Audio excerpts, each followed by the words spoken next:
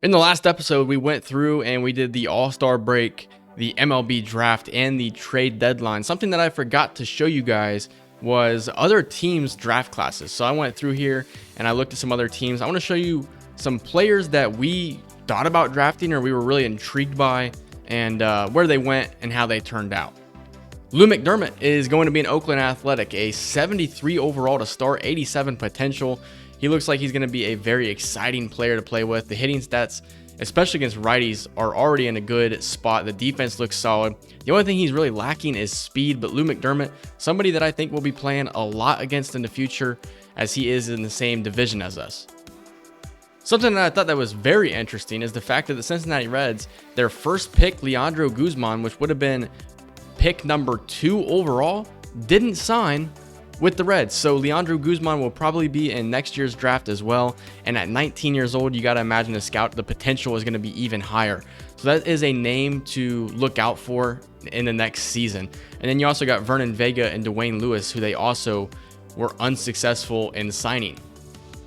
Roger Gooch also did not sign with the Padres, so he will be in next year's draft as well. So look out for Roger Gooch. One thing that I didn't like about him is his hitting stats just weren't good. His defense and his speed was really good. The hitting just really wasn't there. Andres Castillo here going to the San Francisco Giants, 18 years old, 89 potential. He looks really good, and this is a really good draft here from the Giants. They have a total of 389 potential guys, but Andres Castillo starting out at 70 overall, a very good selection there. Christopher Span is going to be a Toronto Blue Jay. We thought about getting Span with our first selection at pick number 8. We decided to pass up on him. He's an 88 potential player, 68 overall to start. The hitting stats are very good right from the jump. The only thing he really struggles at is power against righties, but that is going to develop. His defense isn't good and his speed isn't good. And that was my concern with him. He was only going to be able to play first base or DH. He really has no future as a potential corner outfielder or maybe even a third baseman. So that was scary to me, and I didn't want to take him. I wanted to take the higher upside in a guy like Sean Skinner, but Christopher Span looks like he is going to be a good player in the future. John Cabrera was the number 1 overall pick in the draft, a left fielder, really good contact against lefties. Other than that, the rest of his hitting stats are just kind of mediocre. Good defender and pretty solid speed from the start. At 19 years old, 84 potential, there is a lot of room for him to grow and get better. And then looking at our class one more time, Sean Skinner, 88 potential, 68 overall from the start. He's kind of just like, if you go back and you look at the Guardians, their first pick, John Cabrera, he's very similar to John Cabrera. Actually, probably just a little bit better. His potential is better and his starting overall is better as well. Defensively, he's going to be a very good fielder. He needs to work on his arm, but as far as fielding goes, he's going to be pretty good. His speed is at 78 already. He's going to steal a lot of bags. If he can develop that power, which that's a big if he could develop that power, he could be one of the most dominant players in baseball here in the future. But one pick that I'm very excited about is Fernando Guillen. 70 overall to start, 84 potential. I love his hit per 9 and his walks per 9. Those are the 2 most important attributes when it comes to pitchers in MLB the Show. I'm excited for Fernando Guillen. And then Eric Mott, we talked about him, 70 overall from the start, 89 scouted potential. Not going to be a guy that's going to get a ton of strikeouts, or at least the velocity wouldn't indicate that he's going to be a guy that's going to get a lot of strikeouts. But with a 77 K per 9, he actually might be a pretty good strikeout pitcher. I'm excited to see what Eric Mott can do. Probably not going to keep him as a closing pitcher, probably will just be a normal reliever, but he has a strong future. And then you have Guillermo Avalos at 18 years old, not high potential, may take him a while to get there, especially with that 61 overall to start. And then Michael Schaefer, probably, maybe he sees the big league roster at some point in his career, but it's all going to depend on what he does, what kind of numbers he puts up. But Lawrence Byler and Jim Rosenberg are project pitchers. These are raw guys that have good raw talent. The thing that we have to figure out is, can they tap into that potential and actually get to that 91 potential or 90 potential? Jim Rosenberg is very intriguing to me. He starts out as a 50 overall, but his velocity is 94, and he throws a four-seam fastball at 97 miles per hour. Has a cutter and sinker as well, and a slider. No changeup, no off-speed stuff. Jim Rosenberg, we'll see what he can do. His walk per 9, hit per 9, home runs per 9, they're all extremely low. So that is a concern. But at 18 years old, there's plenty of room for him to grow. And if you guys watched the last episode, Brandon Drury was traded. That opened up a roster spot for an offensive player, and we called up Kyren Paris. He played in 15 games last year, only had a total of 4 hits and 40 at-bats, still looking for home run number 1 in his career, and we called him up. He hasn't played yet. The power is going up against lefties. The overall is going up. All of his attributes are going up except for his speed and his stealing ability. But I'm not really concerned about that, especially when you have 86 speed to begin with. But Kyren Paris will be making his season debut here for the Angels. He's already made his big league debut. But that's what I'm going to do here in the very first game. We're going to get a game with Kyren Paris, and it will be against Kodai Senga. So Kyren Paris will be batting 9th and playing shortstop for today's game against the New York Mets. The team doesn't look terrible at the moment. Michael Stefanik is getting at bats, at DH due to the trade of Drury. But and then Aaron Hicks getting at bats in left field since Taylor Ward was injured. The team is 50 and 59. I'm not really sure how the rest of the season is going to go. If we're a playoff team while also getting better as far as our farm system goes, then that's amazing. But I don't expect us to be, and I expect our season to kind of go downhill from here. As stands in, Kyren Paris, bases are loaded. It is a 3-0 lead early here for the Angels. What can Kyren Paris do to help out this Angels team as the forkball from Kodai Senga is in there? He is the 6th best prospect here for your Los Angeles Angels. Count is 1-1 to Paris as he swings and misses at the 82 miles per hour forkball. Just early. We're going to shorten up here and go contact swing as this one is thrown way out of the zone for a 2-2 count.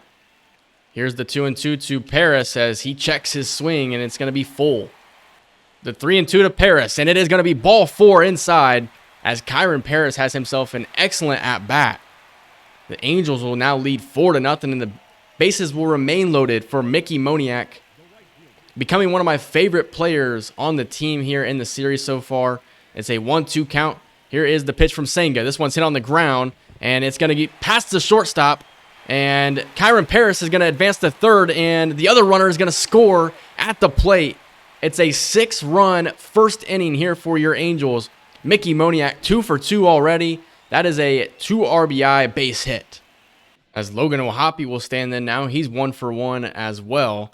As Kodai Senga's day is finished after only being able to get out 2 batters. As O'Hoppe will fly out to finally end the first inning. As we go bottom 4 now, Adrian Hauser took over in the first inning and he has only thrown 17 total pitches. I don't know how that makes any sense. As Kyren Paris looking for his first hit of the season. Kyren Paris was a 2nd-round pick in the 2019 MLB draft. Made his debut a year ago. Here's the 1-1 to Paris as he's going to hit this one to shallow right. Right fielder is there to make the play for the first out. Kyren Paris standing in here in the bottom of the 6th. Adrian Hauser still on the mound here for the Mets. They're looking for him to get a lot of innings. This one's hit pretty decent out to center field. Back towards the warning track as Kyren Paris is going to fly out. That one was hit 93 off the bat. Pretty good contact. Just didn't get all of it. And he really doesn't have great power here against righties. It is going up against lefties like I mentioned.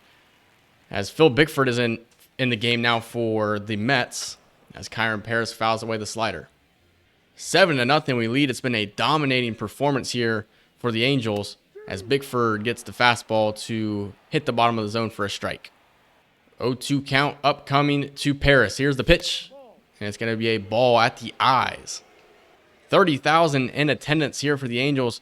I feel like it's a pretty good number, especially for being a team that, isn't really competing anymore as Kyren Paris goes down, swinging on the slider. A terrible swing. That's on me, as Paris will not get another opportunity here in this game. We do win it 7-0.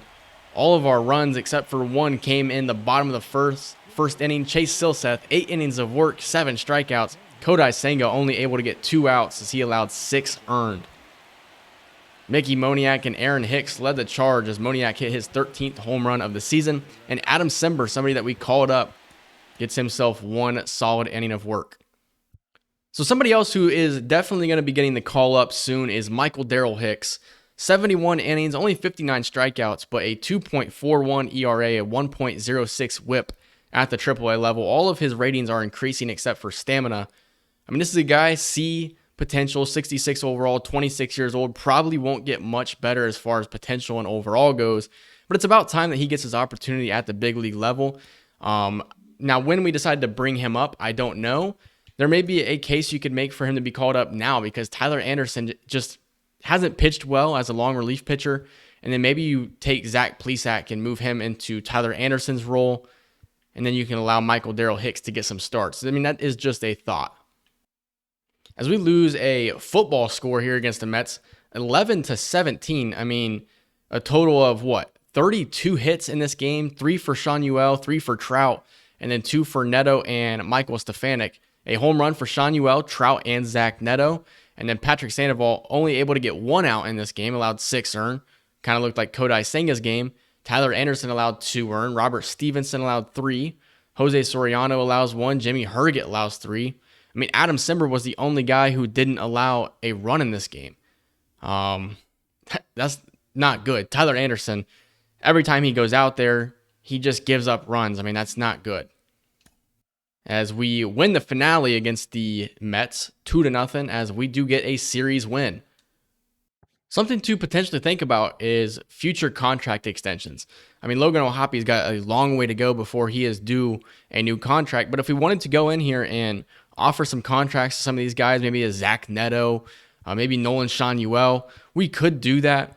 I don't think I'm going to do that at the moment, just because there's nobody here that I would like to lock up for a long-term future right now. I mean, Logan O'Hoppy, if we wanted to give him 10 years, for example, he would only be looking for 9.6 mil. So that probably wouldn't be a bad offer. I think I'd be willing to actually do something like that. So you guys have to let me know. Logan O'Hoppy, potentially we give him a 10-year deal, lock him up for only 9 point whatever million a year. I mean, that's a steal, really. And then what about a guy like Mickey Moniak? Do we want to lock him up for 7 years and only be 4.6 million a year? I mean, if we wanted to lock him up for 14 years, his demand hits its max when you look at like a 9 to 10 year deal. I would not do something like that with Mickey Moniak, but you know, if we wanted to try and get a deal done now, we could do that. I do like Logan O'Hoppy. I think he's the type of guy who at 24 years old, his power versus lefties is going down, but that's about it. He's having an excellent year with 16 home runs. He's, like I said, he's not due a contract until 2029. Do we think about extending Logan O'Hoppy now? Nolan Shanuel's average is going up. He is now batting .269, so very pleased with that development there. Hunter Dozier, since calling him up, he really hasn't done anything good. Zach Neto, he is really the guy who's actually a starter, an everyday starter. He has the lowest average on the team. It's a .231 average. Not a good season for him. He's not really hitting for power either, but it's production that I think I can't complain about too much. Obviously, we're looking for him to improve, but you know, that's not the focus here. Logan O'Hoppy is going to be the focus here in this player lock game. We just talked about potentially offering him a big contract to try and lock him up for the future. Maybe that's something we decide to do, as he's a guy who has 16 home runs so far this season, on pace for 20 plus. Everything is going up except for the power versus lefties. I think Logan O'Hoppy would be somebody that I'd be extremely interested in giving a long-term deal to. The problem is you don't want to lock somebody up for 10 years and then, you know, now what do you do with him? When you look at Logan O'Hoppy, he can play first base. So, you know, as he gets older, hits 30, 31 years old, you can have him play first base instead of being your everyday catcher. Maybe you can even have him be DH. There are plenty of routes you can take with a guy like Logan O'Hoppy. Is this the year we, you know, try and extend him? Probably not, as I don't know what I'm doing swinging at that, but probably not. Just because I want to see a little bit more out of him before we do something like that.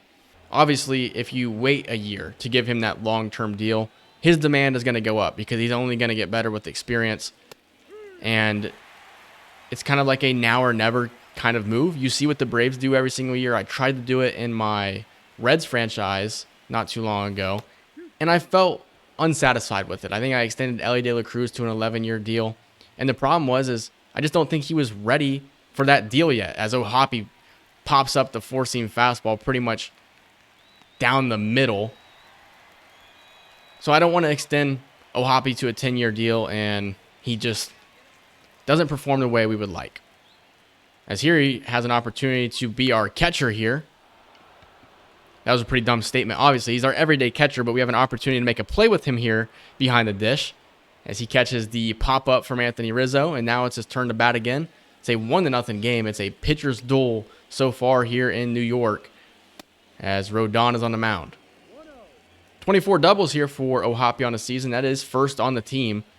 He has been probably our best weapon so far this season, as I don't know how that's a strike. I desperately want to get a hit here in a player lock game. I didn't do it with Kyron Paris, as O'Hoppe's going to foul away the four-seam fastball. 1-2 is the count. Rodon looking for the strikeout. Here's the pitch. O'Hoppe is going to foul away the fastball. 1-2 again. O'Hoppe stays through on the breaking ball. It's a perfect back up the middle. And Logan O'Hoppe, for being a catcher, his speed isn't terrible. 64 speed is pretty average.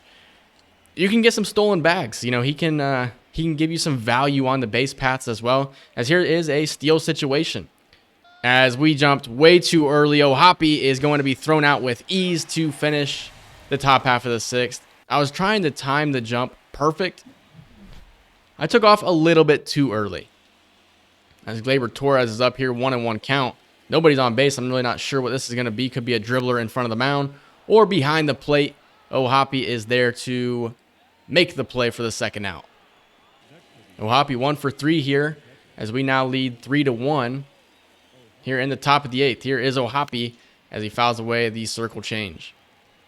Runners at first and second here as Ron Mauriciano. I know that's not how you say his name. I was just kind of taking a shot in the dark there, as that one is going to miss the zone. 2-1 upcoming to O'Hoppe. Marinaccio is the guy's name. Pitching here, as this one is going to be a wild pitch, and it's going to advance both runners to second and third. 3-1 count upcoming. I mean, this is your perfect opportunity to drive one. The clutch is not very good here for O'Hoppe at 45, but his power against righties is pretty good. Looking for a pitch to hit, and he's not going to get it as he walks. The bases are now loaded. And it's Mickey Moniak to the plate. He's 0 for 3 in today's game, 0-2 count. Marinaccio the pitch, as Moniak's going to strike out looking. How about Hunter Dozier now? He's 0 for 2. Has not been playing good since getting the call up after the Taylor Ward injury.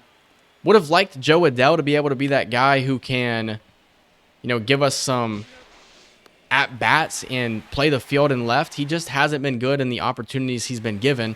As we get beat, we get walked off in the bottom of the ninth. 3 runs scored, and it was Andrew Wantz who gave it up. Somebody who had been, somebody we relied on heavily so far this season. He is our new closer, and he just didn't get it done. As we lose the second game against the Yankees, 2-5 here. That was Zach Plesac on the mound. Another loss for him. He just has went downhill recently. Tyler Anderson now pitching. The bases are loaded with 2 away. Can he get out of it? He got out of it because we won the game 4-1. We're not going to get swept. 2 hits for Logan O'Hoppe and 2 for Kyron Paris. That's good to see Kyron Paris. He had 2 doubles in today's game. Chase Silseth pretty good on the mound. And Andrew Wantz gets the save. Good bounce back save opportunity from Andrew Wantz as we lose the next game 2-5.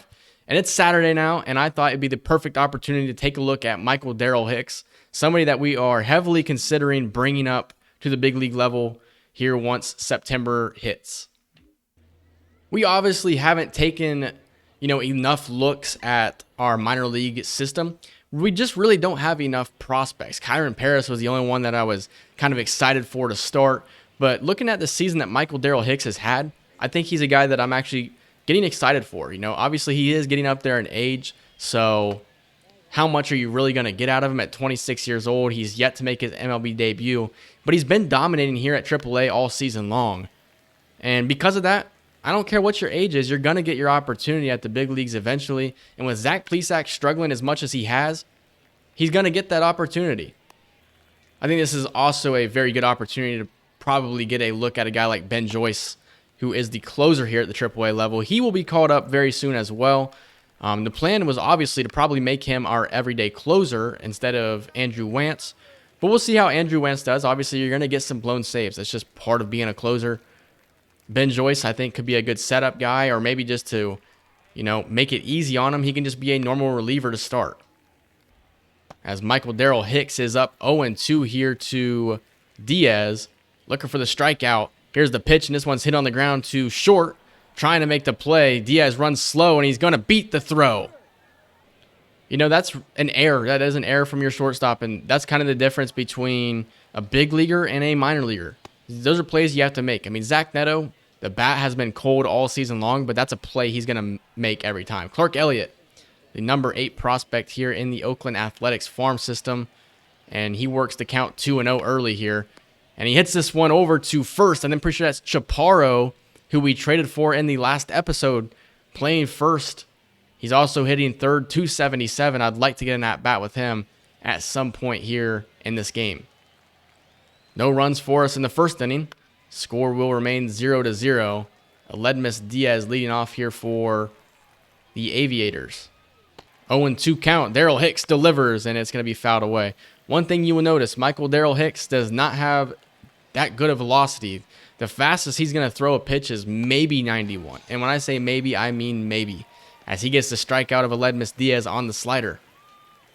As this one is hit deep to left field, it's a hanging slider. And this one's going to bounce at the warning track. It's going to be a double for Las Vegas. Just a missed pitch there by Darrell Hicks. 84-mile-per-hour slider. Right down the middle to Brett Harris's 23rd double here at the AAA level. Here's another slider, and this one missed again. And it's going to be a double play. A great play by the third baseman, Blakely, to turn 2. Great heads-up play there. And here's Daniel Susak, a pretty good catching prospect here in the Oakland Athletics farm system. And he's going to have himself a base knock. The goal moving forward is to definitely build this farm system to be stronger and have better players out there. There's really nobody in this lineup here that I'm excited about except for Chaparro, who we traded for. But I'm only excited for him for his raw power. His potential is actually not great. You're just hoping you can develop his power. Other than that, some of our more intriguing prospects are down at the Double-A level. As this one's hit deep to right field, and it's going to hit off the top of the wall. Runners at second and third now as Schumann with a double that nearly got out. At first, I thought it was going to be a routine fly, and then it just kept drifting, and hit off the top of the wall. As here's Rosario to the plate now, only one away here in the third inning. You got to be careful here. As this one's going to be hit to shallow center. Is the runner going to try and tag? It's not even going to be caught. As that's going to be an RBI double for Las Vegas. Michael Darrell Hicks kind of falling apart here in the third inning. As Diaz is going to hit this one on the ground, trying to just get an out. At first I said trying to turn 2. And then I realized how tough of a play it was going to be. Then I realized Diaz doesn't run well. We've already talked about that. And that's a great play there by the shortstop. Even though the score is now 2-0, that's an excellent play to get the out there. As that is going to end the third inning, the top half of the third, as Darrell Hicks allows 2 earned.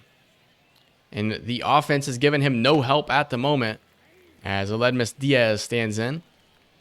As he's going to foul this one away, hit it hard.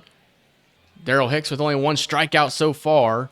Trying to get a second with the changeup there. I'm going to go to the slider here away. Can we get him? We do. It's a strikeout for Michael Darrell Hicks. Only his second. And here's Brett Harris, who had a double in his first at-bat. I'm going to try and go slider away again here. Try and get the strikeout. As that one's left right over the heart of the plate. But an excellent play made by our second baseman, Willie Calhoun, for the second out. Willie Calhoun, an older player, so he's probably the captain down here in Salt Lake on this team. As here is Abraham Toro, and he's going to hit this one over to first. And that's going to be the final out. Good bounce back inning there from Darrell Hicks. And here is Daniel Susak, singled in his first plate appearance. We're getting no run support at the moment. Darrell Hicks, known more as a pitch-to-contact type of pitcher here. He's not going to get many strikeouts. And because of that, his pitch count is going to be typically pretty low. as he's only at 43 pitches here in the 5th inning. But Daniel Susac has found away a bunch of pitches here, trying to make that pitch count go up a little bit. Here's the 1-2, and it's another foul ball from Susac. Try and get him on the cutter, up and away. Here's the pitch, and it was not up and away, but it is going to be hopefully caught by our shortstop for the first out. It is. This one's hit back to the shortstop, having a pretty eventful inning, as that is going to be out number 2, Daryl Hicks. It's been one inning where he struggled. Other than that, he's been pitching pretty well in this game. It was Schumann who had himself a double to kick off that 3rd inning, or to really give the Aviators the go-ahead runs. And he's going to have another base hit, and now it is Rosario who had a base hit as well. Runner is going. Here is the throw down from our catcher, and it's not going to be in time. It's going to be a stolen base. As I keep saying, I think that was Matt Dice behind the plate there that made that play, or was trying to make that play. I could be wrong, though. It is Caleb Hamilton. See, I don't know a lot of these prospects, and I'm not really taking the time to really get to know them, as Daryl Hicks is going to field it himself and make the play. But yeah, I'm really not trying to get to know any of these prospects, because a lot of them are just not good. And that's the sucky part about taking over a team like the Angels, is, you know, your farm system isn't even intriguing. So it's like, how are you supposed to get excited to look at your AAA and AA lineups when there's not very many players that are exciting you? And when it comes to the big league roster, a lot of these guys don't excite me. There's a couple like O'Hoppe and maybe Sean Ewell. This one's going to be fouled down the line. Nolan Shanuel. I was trying to call him Logan, even though that's not his name. It's Logan O'Hoppe and Nolan Shanuel. But Zach Neto has not been, you know, as good as expected this season. And then Mike Trout, obviously getting up there in age. Anthony Rendon has a huge contract that just isn't favorable. It's hard to get excited for a lot of these players on this Angels team and in the Angels farm system. But there are some guys that are making it intriguing, especially the starting pitchers on the team so far. The only one that has struggled recently is Zach Plesac. Other than that, those guys are all dominating. So it's going to be another base hit for the Aviators. Daryl Hicks still without an out here. 2 runners on, nobody away. Can Daryl Hicks work out of the 6th inning here? I think that this is going to show what kind of pitcher he is. He's already given up 2 runs. If he can work himself out of the 6th inning here without giving up any runs, I think I'll call him up as soon as this game is over. This one's going to be fouled. Is that into the crowd? It's an excellent play made by the first baseman over there. I'm pretty sure that's Chaparro. It is. What a play. I'm excited about him. I don't know how much, how many opportunities he's going to get at the big league level of playing first with Nolan Shanuel, but he could definitely be a DH for us in the future. It all depends. It's hard to project what your lineup is going to look like 3 years from now. You got all these prospects who you hope can eventually make it up to the big leagues, but then now you have too many prospects, too many places, not enough places for them to go. And so it starts to get a little confusing, and that's when trades come into play. That's the art of baseball. Daryl Hicks is going to get the strikeout. This is exactly what I was talking about. Can he get out of the 6th inning? As that is a 2-seam fastball in there for strike number 1. It's one thing I got to be careful with. Is this is a 2-seam fastball? It is not a 4-seam, so you got to try and keep it down. As this one's hit to right center field, is the center fielder going to get there to make the play? He does, as Michael Daryl Hicks works himself out of a 2 runners on, nobody out situation. As Victor Medeiros will be called on to relieve him, a 4.0 ERA so far this season, a 19.9 strikeout rate. Another guy that I've thought about, so I don't want to return to simulating.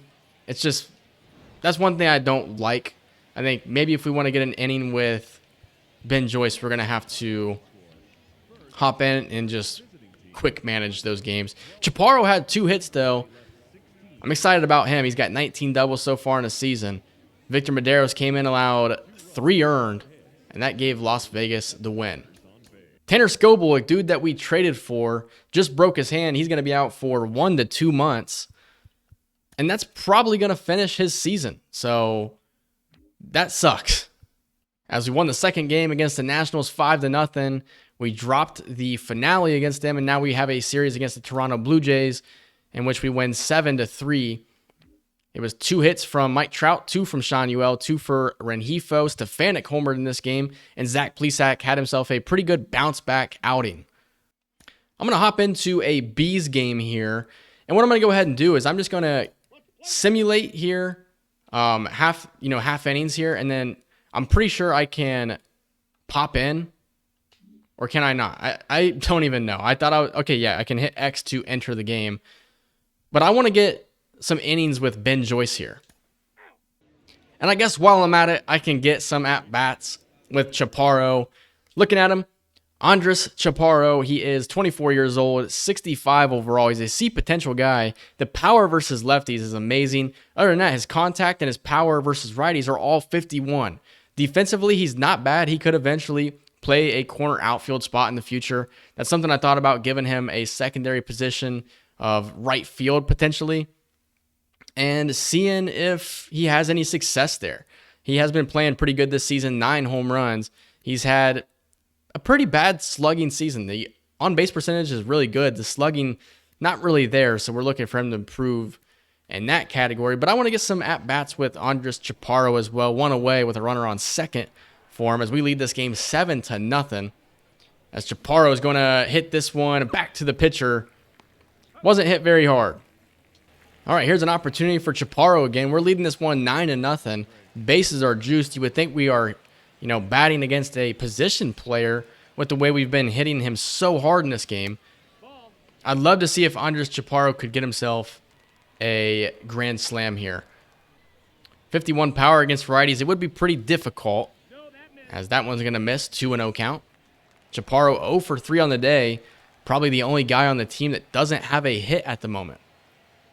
Here is the pitch. It is down. 3-0 upcoming to Andres Chaparro. I kind of want to just go power swing here and see what happens. I'm swinging no matter what here. No, I'm not. I can't swing at a pitch like that. It would have been useless. 10-0. We are dominating this one.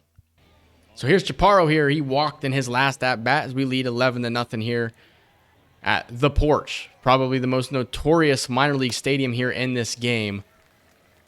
That's a cutter right there that I would love to do a lot of damage with. Just was really hesitant to swing the bat there. So 0-1. Chaparro misses on that cutter. 0-2 the count to Chaparro, and he goes down swinging at the 4-seam fastball. That's going to be a tough pitch to hit every single time. So we're going to put Ben Joyce in the game here. He is 13 for 13 on save opportunities so far at the AAA level. He's striking a lot of batters out. The ERA is extremely low. I'm bringing him in a situation where we probably shouldn't. I'm bringing him in for the 8th and the 9th. That way we can get like 2 innings to look at him. And we are dominating this game, so it's pretty useless. And I wasn't warming him up, so I may be making a big mistake. But it's not going to be much longer before you see Ben Joyce at the big league level. He's just been too good. He's too dominant not to call up. I mean, when you can throw 102 miles per hour as well, that's just, it's dangerous. And especially when you're throwing that hard, you definitely risk arm injuries. And it's always going to be a risk taking somebody and bringing them up to the big leagues with this kind of velocity, especially allowing them to get 2 innings of work. I mean, it's probably not the smartest thing to do. But he's still cold, but I'm going to say he's ready to go as we lead this one 11-0. What does Ben Joyce have to show us here? 100 miles per hour. What a pitch. Just an electrifying guy on the mound. He's young. I'm pretty sure he has big league experience. We can go ahead and look at it. 23 years old. He pitched in 12 games last year, 10 innings of work, had 10 strikeouts. He struggled, but, I think that he's dominated. He started out at Double-A here in season 1. He dominated there. We brought him up to AAA. Since being brought up, he has dominated at the AAA level. I just think he's too good not to be given an opportunity again at the big leagues. And this time, when I call him up, or when the Angels will call him up, I think he's not going anywhere. As maybe he is just a little cold out of the bullpen here, as he just gave up a home run. I'm not doing a good job at showcasing Ben Joyce's talent. I wanted to give him more than just 1 inning just due to the fact that I want to see his arm. I want to see what he can do. I probably didn't plan that one out that well. As here's going to be a foul ball. I thought that one was going to get down for a second and be another base hit as it's Brown at the plate. 100 miles per hour there. And I'm going to go high heat, and it's going to just miss the zone. Don't think I was really counting on, struggling with Ben Joyce. 11 pitches, and he doesn't have an out yet. 2-2 count to Brown, and he goes down swinging. 100 miles per hour from Ben Joyce. Still looking for Ben Joyce to hit 101 or 102 here, as that one is a wild pitch. That one was 101, but a wild pitch. 3-0 count, and he's going to walk Matos. 0-2 count here for Ben Joyce, as he's going to get the strikeout, his second strikeout of the inning. As here is Marco Luciano, somebody who has been waiting a long time to be called up from the for the Giants here, as he's going to ground out. That's going to end the 8th. Ben Joyce is getting tired here. This is probably a stupid decision, but I'm going to keep him in the 9th here. It's the opening game of a 6-game stretch. So hopefully the manager here at the AAA level doesn't expect him to pitch, the next 2 games. As Henry Ramos is to the plate here, a guy who had a little bit of a stint for the Cincinnati Reds, I do believe. I could be thinking of somebody who reminds me of him. I don't know. 2-1 here to Ramos. This one's going to be hit foul. 99 miles per hour that time. You'll see that Ben Joyce can throw 102. We are yet to see it here, as that's a wild pitch, something you're going to get occasionally with these, flamethrowers. 3-2 count, trying to get the strikeout. Not going to get the strikeout, but he will get the pop-up to Caleb Ketchup, somebody who dominated at AA to start. And then once we called him up to the AAA level, he really hasn't done anything exciting. 1-1 count, as that one's going to be a strike. Ben Joyce gave up the home run in the 8th inning, trying to get the strikeout here and wrap this game up. 33 pitches. This is the 34th upcoming, and he's going to get the strikeout, 101 miles per hour. Ben Joyce, that is your first look at him here in the series so far. We haven't really gotten the opportunity to showcase him at all. There you go. There's your opportunity to get a look at him. Like I said, he gave up the home run to Casey Schmidt. Not really glad that happened or anything like that. So we still have about half the month to go here in August. I want to get through the rest of this month here, as we have an opportunity to close this one out with Andrew Wantz. I'm going to do it because I've been skipping over a lot of these player lock games, I think. Or not necessarily player lock, but these critical moments. I don't think we're going to get a full game here in this episode. The next episode for sure, because we have a game against the Los Angeles Dodgers that we definitely need to play. So stay tuned for that. I think I will also time it up so that Michael Darrell Hicks will get his first start, his MLB debut in that game. That way we can knock 2 birds out with 1 stone. As I definitely missed that pitch. Thankfully, I missed it way high. David Fletcher here for the Braves. I actually didn't know he played for the Braves unless he was added earlier on. That's a wild pitch there from Andrew Wantz. Here's going to be a circle change. That's not a good pitch there. Andrew Wantz here trying to get the save. I'm not going to be too critical of him. Runners at first and second, as this one is hit foul. Got to remember that I'm not playing with Ben Joyce. I don't have to only throw fastballs, as this one's hit to Sean Ewell. What a play he made there. That would have probably scored the runner on second. As here's Ronald Acuna, one of the most dangerous players in baseball. He could give the Braves the lead with 1 swing. Here's the 0-1, as Acuna hits that one hard, but he hits it very, very foul. 0-2 count to Acuna. Here's the pitch, and it just misses the zone. How about a change up low and away here? Acuna is going to foul that one away. How about a cutter up and in? Here's the pitch. Acuna lays off. 2-2 count, fastball away, and Acuna will foul that one away, as that is going to be the 6th pitch of the at-bat. Here comes the 7th pitch of the at-bat, and Acuna goes down swinging. It's Andrew Wantz on the save. It's a victory for the Angels. Reed Detmers gets the win on the mound today. 3 hits from Anthony Rendon. He's had a just really good season all around. His 9th home run. Zach Neto hit his 11th, and Mike Trout hit his 19th home run. Robert Stevenson did pretty well. Luis Garcia gave up 2 out of the bullpen. How about we go ahead and get a look at Nelson Rada? We called him up earlier in the season. He's been at the Double-A level the entire time. 62 overall, C potential guy. 298 average, 3 home runs, and we're seeing the contact versus righties go up +6, the power versus lefties up 6, and then the defense is getting better. Everything is getting better for Nelson Rada here, and that excites me because, like I said, I was talking about it earlier, we don't really have that many prospects that excite me. Nelson Rada is one of them that actually does excite me with that 298 average. Only 18 years old as well, so there's a lot of room for improvement. That potential could go up from C to B. And then this is a guy who at 22, 23 years old is an 80 overall, B potential, really good contact hitting, strong defensive player. That's obviously, best case scenario. Worst case scenario, he just never gets any better. He stays at that C potential his entire time, maybe becomes a bench player. Regardless, we're playing against the Chattanooga Lookouts here. This is the Cincinnati Reds farm system team and Lyon Richardson on the mound as we are going to get our first look at Nelson Rada. 57 contact versus righties, 30 power, and 45 vision. He was signed out of Venezuela, a young up-and-coming star potentially.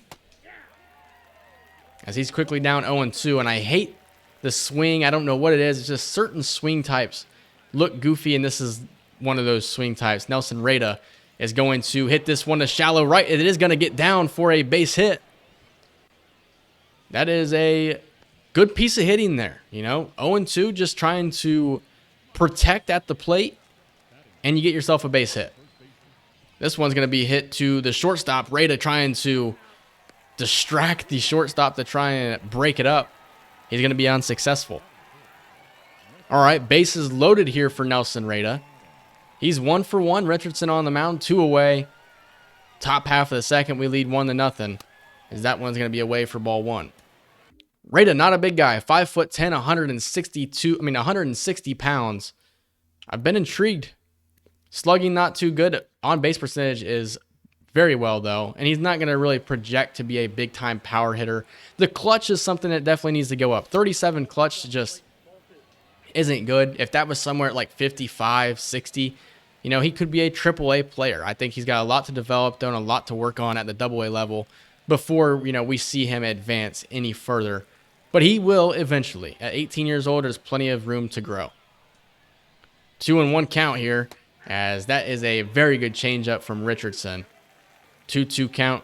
This is going to be an opportunity where you protect at the plate. Here's the pitch. As Rada's going to hit this one to center. Is it going to get down? It will get down, and Nelson Rada's got plenty of speed, as this one is going to roll all the way to the wall. Could we be looking at an inside the park grand slam? Rada's going to turn third. Here's the throw to the plate, and he is out. Nelson Rada with a 3 RBI triple. Nearly had himself an inside the park grand slam. That would have been one of the only times I've ever seen that. I don't think I've ever seen that. I like the effort from Nelson Rada as we get some excitement here at the AA level of all places. As here's Caden Dana on the mound here for the Trash Pandas. Somebody who we hope can be better, as he is a B potential guy, but his overall is like somewhere in the 50s. We hope that he can become something here. I don't know. He might, but it's hard to say so far. Runner on first here with 1 away as the Trash Pandas lead 4-0. Here's going to be another hard hit ball, but the third baseman is there to make the play. Nelson Rada with a triple and a single so far in this game. We are in the top of the 5th. Richardson's still on the mound, as this one's going to be fouled away. Nelson Rada not known for the power, but if he can hit a home run right here, last game he did hit a home run, and he can get a double, he would get the cycle. Here's Rada. He's going to foul away the four-seam fastball. Both of his hits have come when there have been 2 strikes against him. That means he can protect quite well, as that one was a little bit of hesitation on my part. I didn't know if I actually wanted to swing or not. I ended up swinging, but I swung way too late. As Caden Dana is still on the mound here, 72 pitches in, somebody that doesn't have great stamina, but he's showing us right now that maybe he does have a little bit more than we thought, as he's going to give up another base hit. San Martin on the mound here for the Lookouts, as Rada will now go lefty-lefty. 2 for 3. You guys probably just heard me hiccup. We're seeing the power versus lefties go up at the moment for Nelson Reyes as well. The vision is 45, so not really known as a guy who is going to take a lot of walks, but if that number continues to climb, he may become that player. As here's when he's been at his most dangerous in this game with 2 strikes against him. It is San Martin, lefty crime as Reyes is going to strike out. So we've seen the highs of Nelson Reyes and we have seen the lows of him. San Martin still on the mound and he's going to get his 5th at bat. We lead 5-1. Probably going to be a win here for your Trash Pandas as Reyes will swing and miss. Reyes turns on the slider, but he hits it very softly to first for the second out. Nelson Reyes is going to finish this game more than likely with a 2 for 5 outing. Plenty of RBIs in this one, a triple. We saw the excitement from him. He's got no chance to field a fly ball. He's only gotten these line drives hit out to him out there and left today. 1 away here. Miller on the mound. This one's going to be hit to Reyes out there. He's going to throw this one home. Here's the throw, and it is in time for the out. Nelson Reyes made it look way too easy. I don't know why the runner turned and headed home there because Nelson Reyes got the ball, and he hadn't even reached third yet. Too easy as the Trash Pandas get the win. Placencia there, another one of those guys that we will eventually see at the big leagues, I would imagine. But a 5-1 victory for the Rocket City Trash Pandas. So we have won the first 2 games here against the Atlanta Braves, trying to get the sweep. It's not going to happen. Zach Plesac takes the loss. He was like 7-0 or 6-0 at one point in the season. Now he's 10-8, so he struggled. A 4.13 ERA as well. Tyler Anderson gets the win here in a 7-4 victory versus the Royals. And Chad Wallach just broke his hand. He'll be out for 2 to 3 months, and that's going to finish his season. He was at the big league level as our backup catcher. Matt Theis has still struggled at AAA. Chad Wallach on the IL. Caleb Hamilton hasn't done too bad at 29 years old. Maybe you do think about bringing him up. I mean, I think that's the only guy you can call up. He's on the 40-man roster, so Caleb Hamilton is going to be brought up to the big league roster. We'll bring up Juan Flores, I guess, to the AAA level. He is 18 years old, so as a matter of fact, we're not going to do that. We're going to bring up Anthony Mulrain to the AAA level, and then we'll call up, okay, I messed up. Juan Flores needs to be at AA. Sorry about that. Not trying to demote him. And then Zach Humphreys will call up to AA as well. Guess I really didn't need to talk you guys through that, but it is what it is. So we win the series against the Kansas City Royals. That is now 3 series wins in a row. We are 60-67. Now we have a series upcoming against the Toronto Blue Jays as we have the bases loaded, 2 outs, and it's Joe Adell at the plate. When you look at our team rankings here, we're pretty mid at every single category. We do not steal a lot of bases and we don't strike a lot of people out. Defensively, we're 11th with only 507 runs allowed, 12th in ERA at 3.69. Like I said, I think that the ERAs are just inflated here in MLB the Show 24, and there's really no way you're going to be able to change that. As we're here at the Rogers Centers, bases loaded, Trevor Richards on the mound here for the Blue Jays. What you're looking for here is really just to be patient at the plate, wait for your pitch. If you have to take a walk, take a walk. Here's Joe Adell. So a 1-2 count upcoming to Joe Adell. He's 0 for 2 here on the day as he's going to strike out on the curveball. The 7th inning is complete. The top of the 7th is complete. We're going to return to simulating here. Are we going to come away with the victory? We have another pop-up here. It's Jose Quijada on the mound. He's only gotten 1 out here, and it's Kevin Kiermaier to the plate. Quijada has struggled pretty much the entire time he's been at the big league level. It's the bottom of the 9th, runner on second. I mean, that's just a terrible pitch. You're throwing a slider, you want to keep it down, and you throw it, 4 feet above the zone. We'll go to the bullpen here, see who we can warm up potentially. Robert Stevenson is somebody who is available, so we'll go ahead and warm him up. If we go to the 10th inning, Sean Ewell in foul territory there to try and make the play, and he's not going to have a chance. 2-2 count for Quijada, and he gets the strikeout. Kiermaier can't take the bat off his shoulder. And now it's Bo Bichette, who's 0 for 4 on the day. 70 speed on second base at the moment.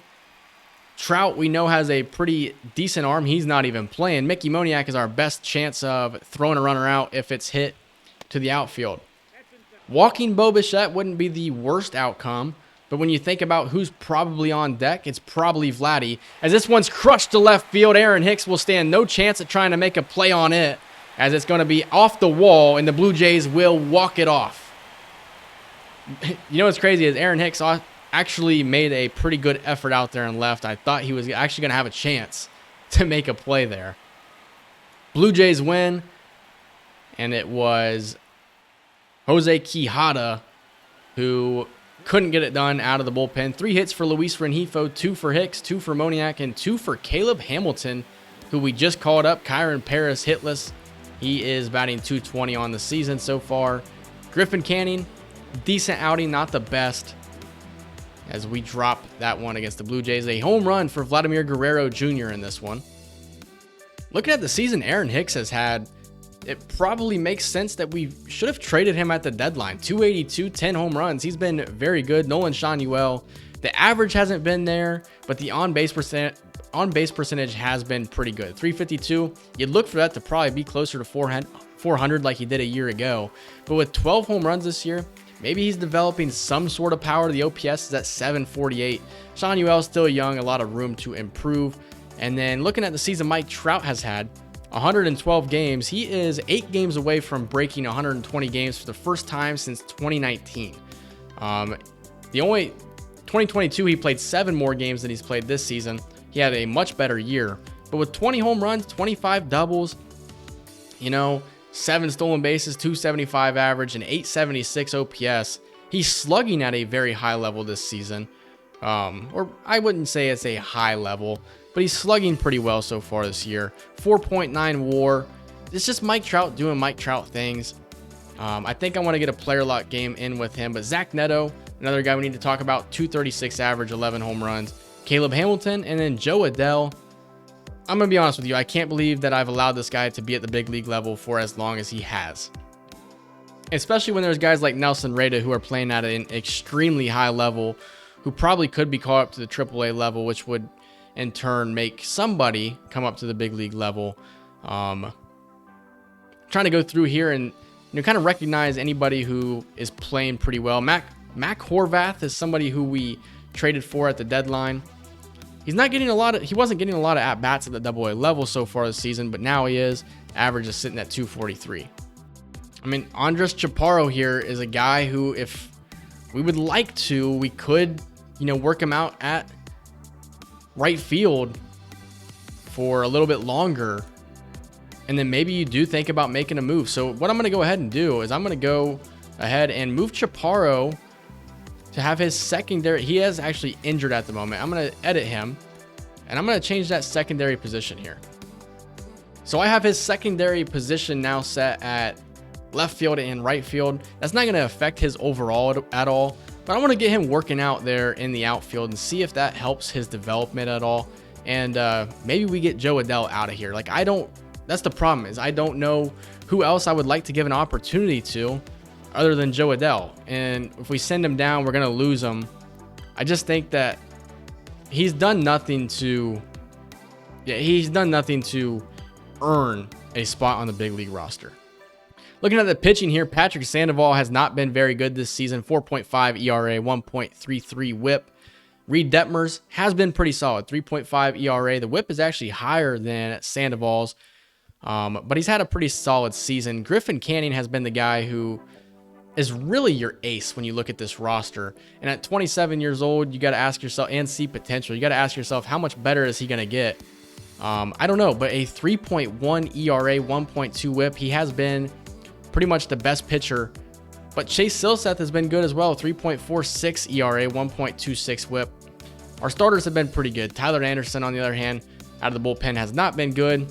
He probably won't be up here much longer, as I do want to get Michael Darrell Hicks a chance eventually. Jimmy Herget has been pretty good, though. Jose Soriano, we're seeing that ERA drop. Only 13 innings of work for him. But the way he started the season out, he's pitching a lot better. Robert Stevenson has been good. Adam Simber, not too bad. Jose Quijada just has been terrible. Luis Garcia, not too bad. And Andrew Wantz has been dominant. Jose Quijada is going to go down, and Ben Joyce is going to get the call up. I'm going to go ahead and write that down just to remind myself. Chase Cheney, 68 overall, see potential at 24 years old. He's been really good at the AA level. Other than that, I'm not really seeing anything else like, that made me want to bring anybody up. But Chase Cheney, though, probably going to get a call up here. Ronnie Enriquez, we traded for. He's 69 overall. He's not had a great season so far. Kenny Rosenberg, not too bad. Michael Darrell Hicks, Davis Daniel, and then Alan Rangel. Jose Suarez has been good. Victor Medeiros. But it's Ben Joyce. It's always been Ben Joyce. He's the guy that, I'm extremely excited to eventually get up to the big league level. He's going to get that opportunity very soon. It's going to happen in September. It probably could happen now, but I want to wait just a little bit longer until we get Ben Joyce up at the big league level. One thing I'm thinking about here is Chase Cheney. He needs to be called up. That's the one move that I'm going to make right now. There's a win against the Toronto Blue Jays there, as we are top 9 now. Caleb Hamilton up to the plate. We're going to drop that one 3-1. Chaparro is healthy. So what I'm going to go ahead and do now is I'm going to go ahead and go down to the AAA level. Jake Marisnick against righties. Let's see. Chaparro just needs to be playing first and either left or right field. I think it would benefit himself to play the outfield against righties because you're going to experience more right-handed pitchers. So Tucker Flint and Andres Chaparro are literally just going to swap positions there. But he's going to get some opportunities in the outfield moving forward.